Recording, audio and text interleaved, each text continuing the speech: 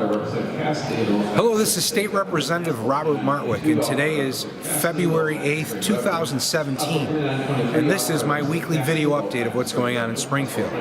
Welcome to the floor of the Illinois House of Representatives. That's where we're standing right here, and if my cameraman will pan around a little bit, you can see we're actually standing on the floor of the House. We just adjourned for the week.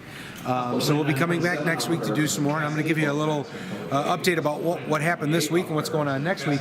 What I particularly want you to look at is, I'm sure you can hear in the background, there's a gentleman standing up. That's the House Clerk standing up at the podium, and he is reading bills. If you listen, we can probably hear him reading the bills. 2932, offered by Representative Gable, the bill for destroying civil law. House Bill 2933, offered by Representative. So what you see is, behind us, the clerk is reading bills. So part of the procedure, we go through all of these interesting procedures that we have here in the General Assembly, but one of the things that has to happen before a bill can receive a vote is that it has to be read 3 times. And what does that mean? Well, they're not going to read the whole bill. Some bills are 1,000 pages long, but literally the first reading of the bill is after its first filed. So they read it once. The second reading is after the bill has been assigned to committee and there's been a committee hearing, and then at the third reading, then we actually conduct the floor debate and a vote on the bill. So the first reading is really ministerial. It's just a matter of process. So you can see that the chamber is empty. We've adjourned, but the clerk is here officially reading those bills into the record the first time. So that's what's going on in the House behind me. Again, it's just sort of the process. So this week was still in the very early beginnings of session. Things tend to move a little bit slowly. So today was the first, or this week was the first week where the committees finally started to meet. As I might have mentioned, I am now the chairman of the Personnel and Pensions Committee, so as you can imagine, there's going to be lots of legislation that comes across my committee as we attempt to sort of get our hands around, our arms around the pension problem in Illinois and create solutions to that problem. So there is a lot of legislation in my committee. We did not meet this week. We'll be meeting next week just because there is so much. Many of the bill sponsors were not ready to proceed. Those bills tend to be of a very complicated nature. They have to line up witnesses and bring people to testify about the merits of their bill. There were other committees that met. Education Committee met. Again, things are just starting to get rolling. There have been some interesting bills filed. Once again, I'll be pushing, as most people know, I'll be pushing on my drive for an elected representative school board for the city of Chicago, so that CPS, the taxpayers, the students, the teachers, the residents of the city of Chicago will have elected accountability over their school boards, just like every other school board in the state of Illinois. I'm also proposing the same structure for our city colleges. Again, every community college board in our state has elected accountability. We do not in the city of Chicago, so these would provide those reforms for us. So this week was sort of everybody getting their feet wet, getting ready, getting their bills in line. I've got 24 bills. I'll be carrying some bills that I think will hopefully provide some guidance and some structure for the state of Illinois. A bill that I filed and I've now handed to my colleague. He'll actually be running it, but we're seeking to rename the Tri-State Tollway after President Obama. We think that this is a fitting memorial for his service in Illinois, both in the Illinois legislature, the United States Senate, and finally 8 years as the President of the United States. Next week is sort of a big week.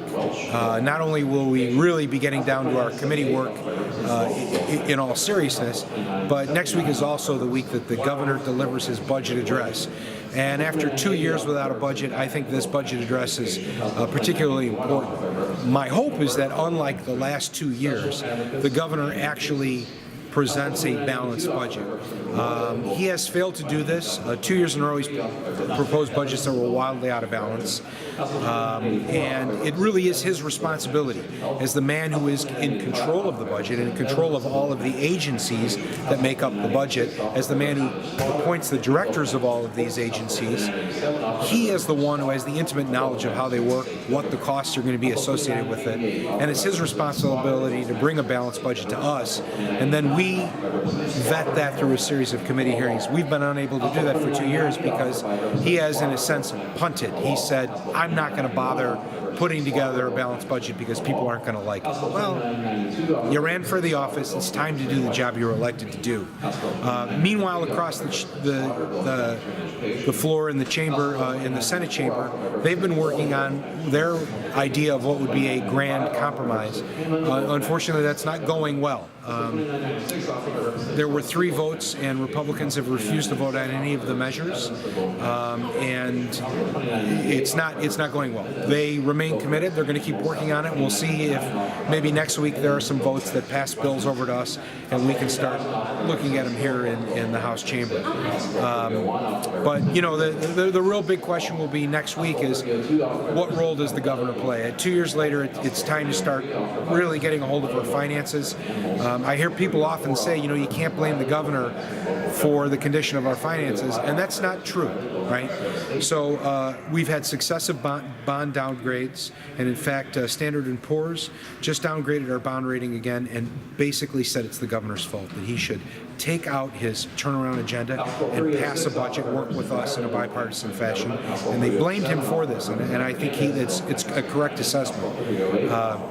We had a backlog of bills that had been paid down from $10 billion to $4.5 billion, and that backlog of bills is now $12 billion. It's all grown under the last 2 years because we've been unable to pay our bills without a balanced budget. So it's time for him to do the job he was elected to do, be the good businessman, take control of this budget. I stand ready to work with him on those matters. So that's it for now. I look forward to giving you an update next week. I think we'll have more to talk about as some of these bills start to make their way through committees, start to make their way to the floor, and we should have some pretty interesting votes. So until next week, thanks for tuning in. Find me, you can respond to this email, or you can find me at Twitter, at Robert Martwick, Facebook, State Representative Robert Martwick, or you can stop by the office. We're at 5940 North Milwaukee, or give us a call, 773-286-1115, and I always look forward to your input. Thanks for watching.